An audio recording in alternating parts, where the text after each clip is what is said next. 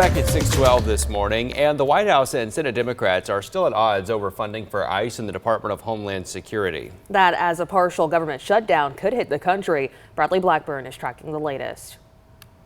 In Washington, parts of the government are set to be frozen because of anger over ICE. Senate Democrats are refusing to fund the Department of Homeland Security unless there are changes like restricting agents from wearing masks and tightening rules around warrants. Unless there are really strong, meaningful reforms to rein in ICE and stop the violence, there will not be Democratic votes to fund ICE and extend the awful status quo that now exists. They want our law enforcement to be totally vulnerable and put them in a lot of danger. They have some things that are really very hard to approve. A DHS shutdown will impact the TSA, Coast Guard, and FEMA, but Democrats blocked a vote Thursday rejecting a last-minute White House funding proposal.